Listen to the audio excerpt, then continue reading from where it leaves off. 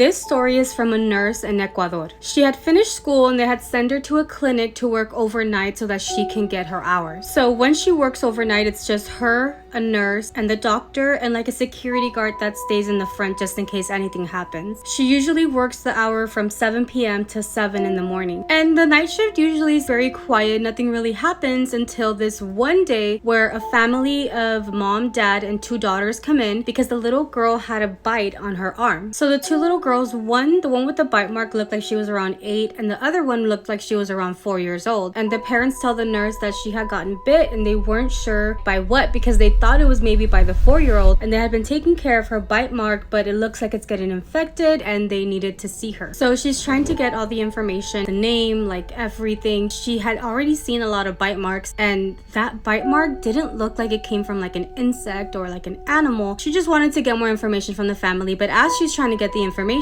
the other nurse that was there with her taps her on the shoulder and tells her to come outside of the room. So when she comes out of the room and she asks the nurse like, what's up, why are you bringing me out here? The nurse tells her that's a duende mark and the duende is gonna take that little girl. And she looks at her like, are you crazy? Like, what are you talking about? What duende? Like, she's looking around like, is it here with us? And the other nurse tells her, I saw that braid on the little girl, and those are the braids that the duendes put on the little girls and mark them, and they're gonna take that little girl. The nurse was like, and I'm sure that bite mark was probably from a duende. So she's taking in everything that the nurse is telling her, and she's like, well, at the end of the day, we still need to treat the bite mark because it could be infected. And the other nurse is like, no, you need to tell them to go home. Like, they need to leave. That's how scared that nurse was that it was a duende mark and that the duende is going to take that little girl. She was terrified. But the other nurse that's telling us the story is like, no, like, she needs to stay here until the doctor can see her. At the end of the day, like, that bite mark can get infected, the little girl can die, so we need her to see the doctor for that bite. And that's exactly what she did. She ended up putting the family in the room. However, the doctor was not there at that point. So she did explain to them that they were going to have to stay until the doctor came so that they can monitor the little girl. She starts talking to the parents because she wanted them to give her more information as to how this was caused or if the little girl had been acting different. And the mom was like, actually, yes, she recently started talking about a friend coming to visit her, and I thought maybe this is just an imaginary friend, like maybe she was having behavior issues or just an active imagination. She says that her daughter kept saying that she had a little friend that would come and visit her at night, but again, she just thought it was an imaginary friend because, you know, kids. So the nurse then decided to talk to the little girl and say, hey, can you tell me what happened to your arm? Are you okay? And the little girl says, oh, my friend did this to me. He got mad at me and bit me. And the nurse is like, what friend? And the little girl says, he goes every night to the house, but my mom doesn't believe me. I see him every night, but when I don't listen to him, he gets really mad at me. She said that night she didn't want him to touch her hair, so when she moved her hair away from him, the friend bit her arm. So the nurse, getting more and more curious, she's like, oh, and what does your friend look like? And the little girl was like, well, he's really small,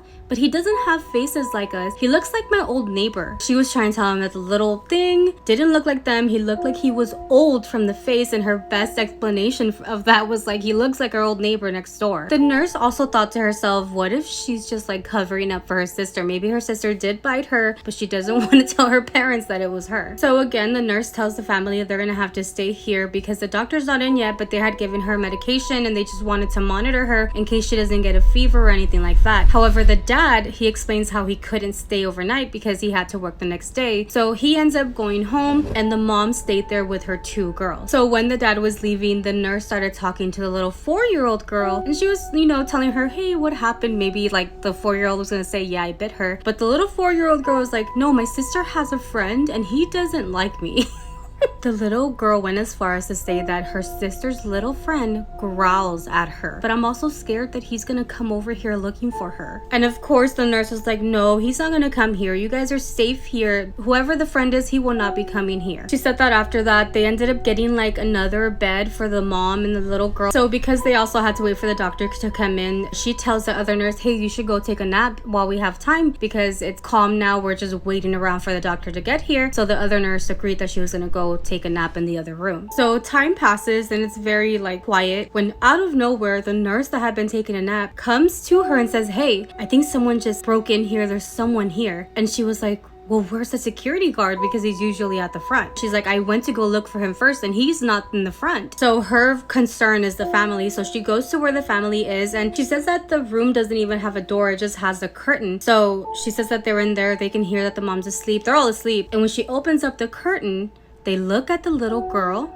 and she has 2 additional bite marks on her arm. She says that the little girl was still asleep because they had given her like medication, and she was like in between awake and asleep. So they looked at each other like, what the fuck? How does she have 2 additional bite marks? So the mom hears them and she wakes up, and they're like, hey, like what happened? She has additional bite marks. And the mom looks at the daughter and she's like, I don't know what happened. So the 4-year-old also wakes up, just listening to them, sees the additional bite marks, and she starts screaming, I told you he was gonna come and find her. I told you guys. And the mom was like, no, like don't say that. What are you talking about? You need to calm down. So because the mom was so like, what the fuck do you mean the friend was coming? So the nurses managed to calm everybody down, but the lady admits that they were terrified. I mean, they had to be the ones to like calm the situation. They were in charge, but they could not make sense of any of it. And also they couldn't even go back to sleep. So they stayed up until that doctor came. So the doctor comes in, and this doctor had been working there for years, and this clinic was like in the middle of a very small town. So he sees basically everybody there. And the doctor confirmed. He said that the duende was trying to take that little girl. The nurse who had just started working there, like she was kind of shocked. She was surprised. And he's like, once you start working here,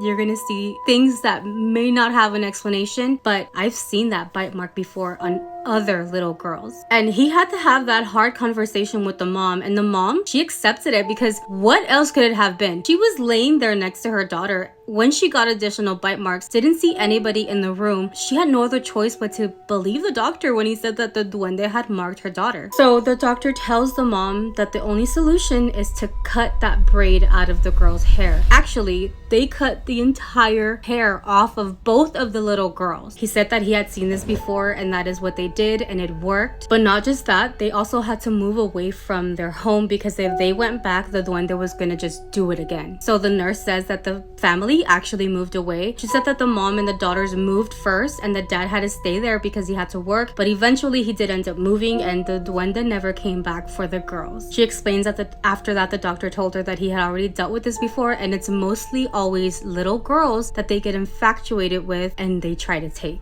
This story comes from a podcast called Hablemos de lo que no existe. So if you want to listen to it in Spanish, please go check them out.